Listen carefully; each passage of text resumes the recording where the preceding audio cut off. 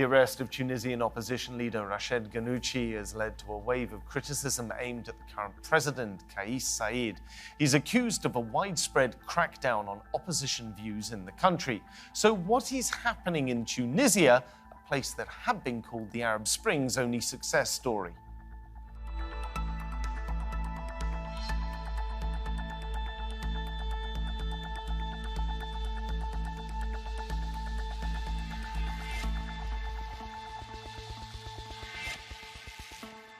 Welcome to Roundtable. I'm Philip Hampshire. Former law professor Kais Saied was seen as a surprise election winner when he became the president of Tunisia in 2019. Within 2 years, he'd suspended parliament, and since February, around 20 opposition leaders, dissidents, activists, and journalists have all reportedly been arrested. During the holy month of Ramadan this year, dozens of Tunisian policemen swooped on the home of Ennahda party leader, 81-year-old Rached Ghannouchi. He was charged with plotting against state security, found guilty of incitement, and then sentenced to a year in prison. So what is the state of democracy in Tunisia? So let's meet our guests. Joining us from Tunis, we have Dr. Eli Abouan, who's a visiting lecturer at St. Joseph University in Lebanon. Also in Tunis, we have Tariq Kaloui, who is a former director of the Tunisian Institute of Strategic Studies and a writer on Tunisian politics. Meanwhile, from London, we have Dr. Yusra Ghannouchi, who is an academic and Rached Ghannouchi's daughter, the leader of the opposition Ennahda party, who is currently in jail. So let me start off, if I can, Eli, with you. In 2019, Kais Saied won the election with a very populist style of campaigning. He was usually regarded as a little bit stiff and going out in his suit, but nonetheless, he was out on the streets and he was shaking hands with street vendors and he was meeting people in cafes and all of that kind of thing, and he won the election relatively convincingly. Once you fast forward through, though, to 2021, having gained power by legitimate means, he then used Article 80 of the Tunisian constitution to say that there was sort of a state of emergency and had what academics generally call a self-coup, a coup to maintain himself in power. And now, of course, he's continued remaining in his position of power. What on earth is going on in Tunisia? How has this slide occurred? Yeah. Well, thank you very much for hosting me. I think, what is happening in Tunisia cannot be taken out of context. The whole problem dates back to pre-2019 and pre-2021, obviously. And in Tunisia in 2011, like in many parts of the MENA region, what happened in reality was not a re-revolution. There was a political change, but we did not see a social change happening at the same time. So Tunisia is a country, as I said, like many other places in the region, is a country where the majority of people don't really adhere to the principles and the values of parliamentary democracy.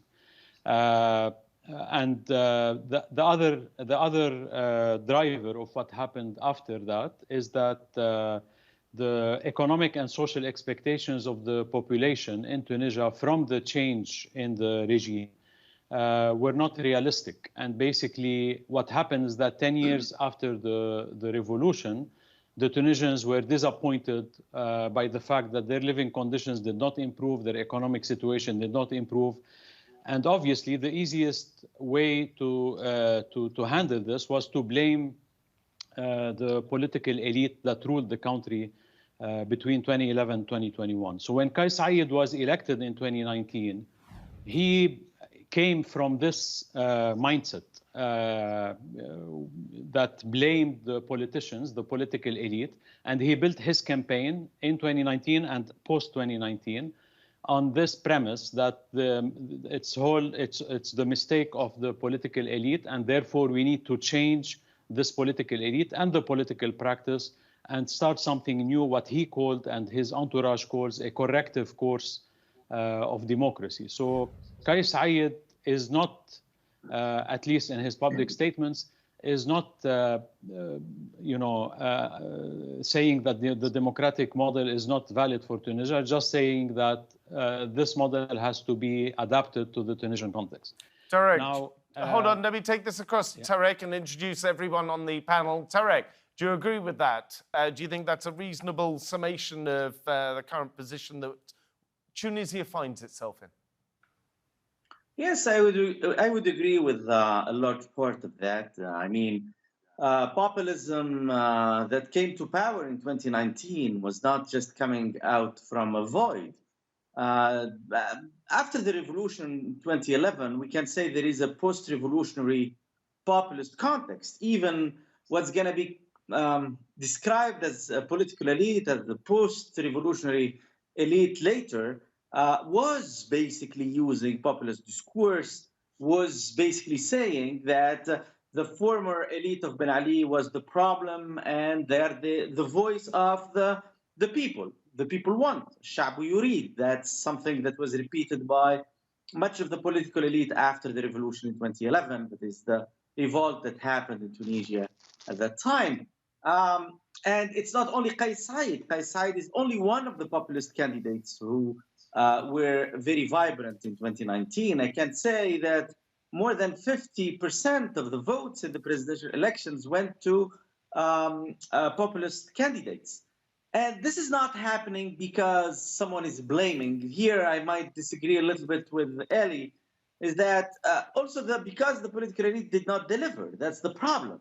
The political elite before 2019, in 2011, 2014, after the 2018 elections and the municipal elections, they did not deliver economic, social reforms because that's what was demanded by much of the Tunisian population and those who went to the streets in 2011 in the first place. And much of the focus of the political elite was basically political bargaining, political positioning. This is part of democratic transition. That's certain. Hold on there, Tariq. Let me come back to that in a second. Let me take this across to Yusra. Yusra, your father currently is in jail in Tunisia, is that correct? That's correct. He has been in jail. You have a slightly stronger view on this than the other two gentlemen. I agree, of course, that there has been disappointment in what was achieved since the revolution. That's understandable. Everyone recognizes that. And it is that disappointment that was exploited by Qais Said since coming to power in 2019 not to address that disappointment or the problems, but to exacerbate the problems, to obstruct the work of the government, the work of parliament, in order to lay the ground for his coup against Tunisia's democracy. But the disappointment and the results that are definitely less than people's aspirations and expectations should not make us deny the great progress that was made. Tunisia, in fact, was recognized in 2018 as being on track to be one of the fastest transitions from dictatorship to democracy in terms of many governance indicators, in terms of building democratic institutions and independent judiciary, freedom of the press, and a progressive constitution, an inclusive political climate, successive, free and fair elections. All this should not be forgotten. We understand and we definitely recognize that people's aspirations in terms of jobs and prosperity were not met. But Qais Said, after promising that he will get rid of all the problems of parliament and democracy and political parties, that he will address these problems, has only led to the exacerbation of these economic problems and the near bankruptcy of the economy in Tunisia, because he has no solutions to offer. His only project is to amass powers, to rewrite the constitution, to establish his own parliament without addressing the real issues that Tunisians care about.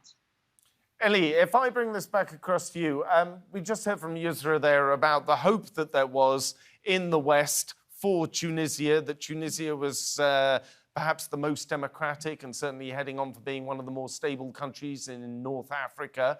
Back in 2015, there was a Nobel Prize that was awarded to the quartet out of Tunisia because of the hope and the optimism for what the country could do, be and achieve. So what do you think went wrong? I think basically what happened in 2013 and the Nobel Prize, so the national dialogue that was led by the quartet, which basically motivated or justified the Nobel Prize award, is a great achievement. I think that Tunisia back then was on the brink of a civil war, and it was specifically the role of these four elements or institutions that prevented the civil war from ravaging in Tunisia. So I definitely see the value and the merit, and I do agree that there was some progress on the political side between 2011 and 2021, but I wouldn't go as far as saying that it was a democracy. I don't think that the democratic practices between 2011 and 2021 were sound, and they were not flawed. They were actually flawed. And we've seen how the judiciary was instrumentalized on multiple occasions between 2011 and 2021. We've seen some restrictions on media and journalists. They didn't go as far as putting people in jail, but there were restrictions back then. So some of the issues that everyone is complaining about today existed pre-2021. And the second thing I want to say is that no government, neither the ones that ruled the country between 2011 and 2021, nor the one that is ruling the country now, will be able to make any progress on the economic and social side as long as they continue to do it top down. The economic reforms in Tunisia that would allow more prosperity and more equity require a new social contract, a new economic model that is completely different than the one that we have today in Tunisia. This includes obviously revisiting the role of the unions, because the unions have an oversized role in the economic life of Tunisia. This means that the whole concept of the welfare state has to be reversed, subsidies, etc., etc. All of this requires a very large buy-in from the population, and there were no efforts to secure this buy-in so far.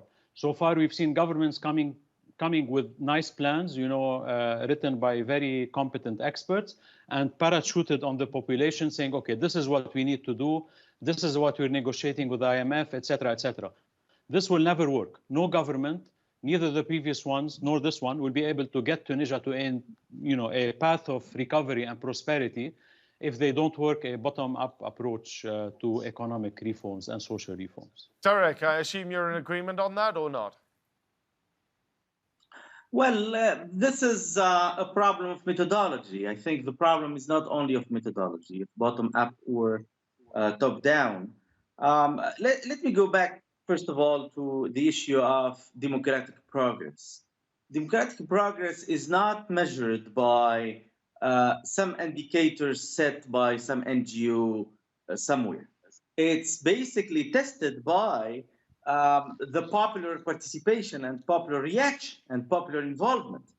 And what happened throughout the years, especially in 2019 with the high vote for populism, it was an early sign that there was a problem. The problem, and this is just to interact with Yusra, is that after 2019, after that clear warning,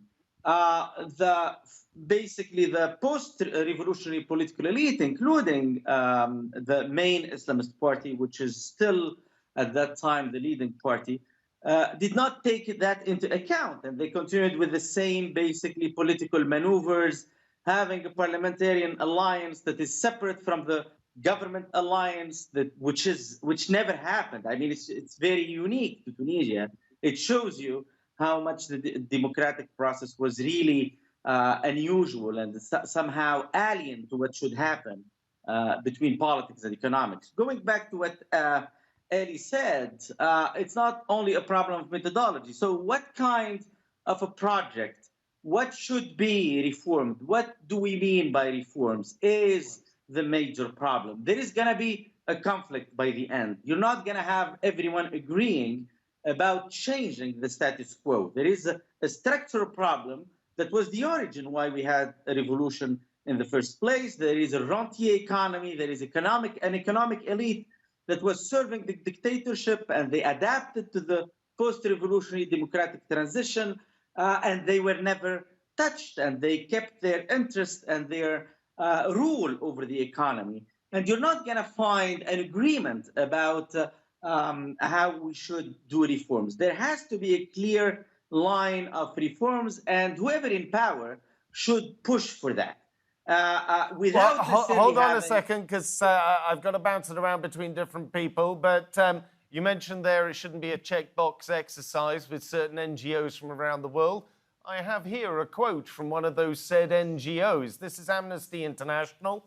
This is Raira Rage, who is Amnesty International's acting deputy director for the Middle East and North Africa.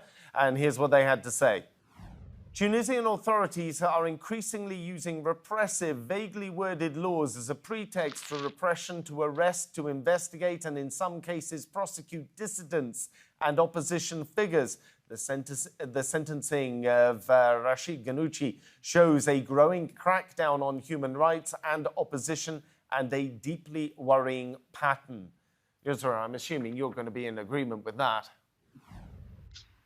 Definitely, this is the problem. I mean, I agree and disagree with what was said previously. I agree it was not a perfect democracy, but to equate what was happening since the revolution, you know, the decades after the revolution, and what's happening since the coup is deeply unfair. The fact that there might have been some restrictions in the media does not equate with the fact that Tunisia has lost more than 40, in its ranking in the World Press Freedom Index, and in terms of the independence of the judiciary, etc. What we see, as testified by various NGOs, by experts in Tunisia, by judges, journalists, almost all political parties in Tunisia, unions, civil society organizations, is that we are now facing a coup against Tunisia's democracy, however imperfect it was.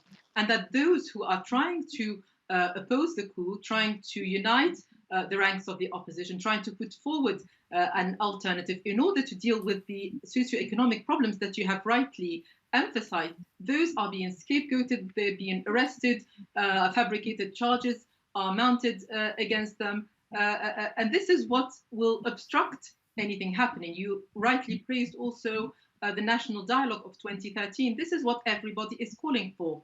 The unions are calling for that, political parties are calling for that, but Kais Saied is not listening to any of these calls, and he's continuing on his project of amassing infinite powers and not paying any attention to the really urgent problems that Tunisia is facing. Ellie, I saw you nodding there. I've been to Tunisia, reported from different parts of the country. In my experience, the Arab Spring, the immediate aftermath to the Arab Spring, one of the complaints of the people that I spoke to was that certain parts of the country and certain tribal groups or clan groups within the country were treated preferentially by the main government in Tunis over other regions. Is that still going on? Do you think that that is a realistic problem, or do you think that that's changed now? Okay, first of all, I would like to clarify that I was not trying to equate between what was happening between 2011, 2021 and what's happening now. I think that, I'm not one of the people who are trying to underestimate the gravity of the situation today. Certain practices are really worrisome. What I was trying to say is that these practices are a continuity, although the intensity may be different, but there is a pattern of practices, of similar practices that we've seen since 2011. So it's not an analogy that I'm trying to make here. I'm just stating that there is a pattern of this with a different intensity, I admit. And honestly, I do think, and this is something I share with some of my Tunisian friends, is that these practices do not serve the project of the president himself. So I think, the president and his team would benefit from revisiting some of these practices. Now, back to your question, yes, I mean, there is a clear regional disparity in Tunisia that is a legacy of the past. It's not something new. Honestly, there is a narrative that is even stronger than the reality about how the coastal side of Tunisia was treated with a lot of privileges and preference compared to what they call here the interior side. But I have also tried to explore this issue further with some of my Tunisian friends, both in governments and outside the government. And I came to realize, actually, that there were attempts to correct this disparity. There is legislation actually encouraging investment in some parts of the country. There are incentives for investors to go there.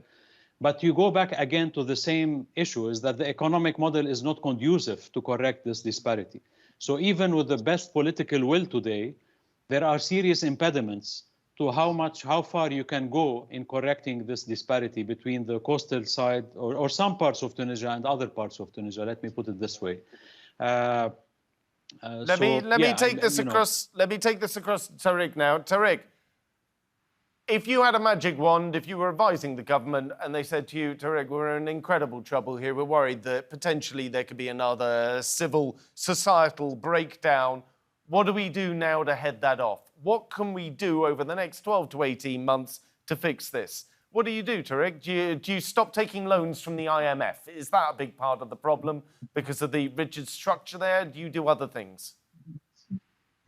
Well, I would certainly not like to be in that position, especially with this government. But in terms of generally speaking, what we can say now is that there are needed reforms that should happen. The problem is that the pace and the kind of reforms that were negotiated between the government of Kais Saied and the IMF and were concluded in a staff-level agreement in October 15th with the IMF were rejected later by Kais Saied. The problem with Kais Saied is that he's not coherent with himself. He does not have a clear vision, and his discourses are not necessarily aligning themselves with the practice, with the actual exercise of power. As long as so he's repeating himself by refusing the dictates of the IMF, but at the same time he's sending his government to negotiate with the IMF with the same kind of conditions. Just after a week when he said that he refuses the dictates of the IMF, he sent his economy minister Samir Said to Washington, and he basically continued negotiating with the same approach. It was only yesterday that Kais Saied remembered that he should consult with economic experts. He invited them to the palace to discuss the economy. The problem with Kais Saied is not only his populism. You know, populism can be problematic, can be beneficial depending on the historical context. The problem with Kais Saied is that what he says is not necessarily what he's doing.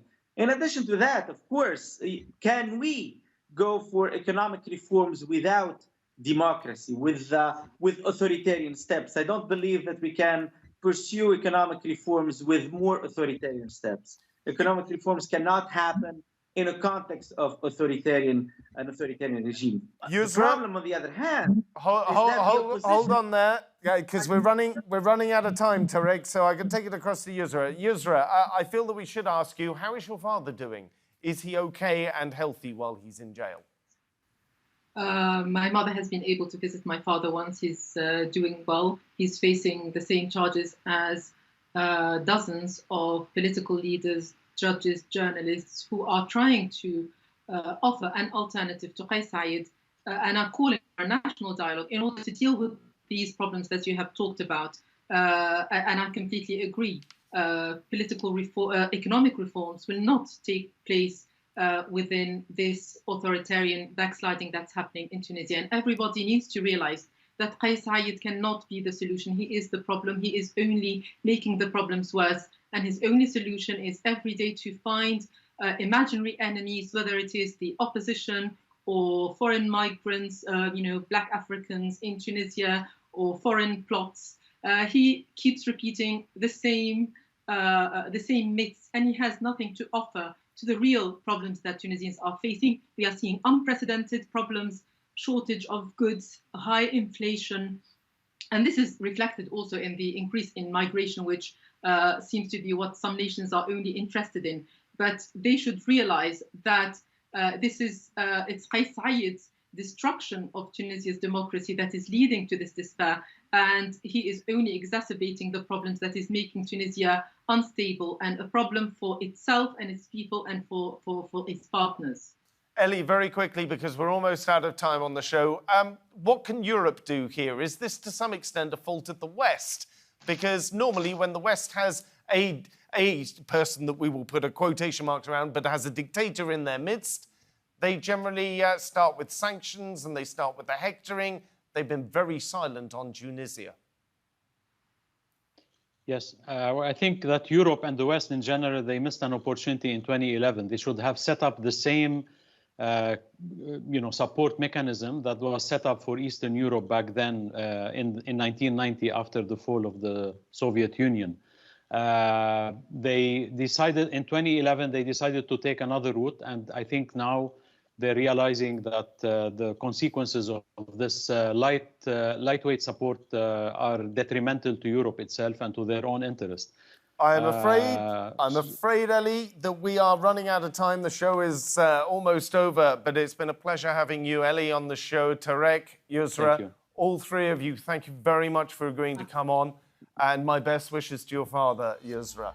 Remember, you can see more discussion and debate on our YouTube channel. If you head over there, just go to YouTube, search for Roundtable TRT World. But for now, from me here and the entire team, thank you for watching and goodbye.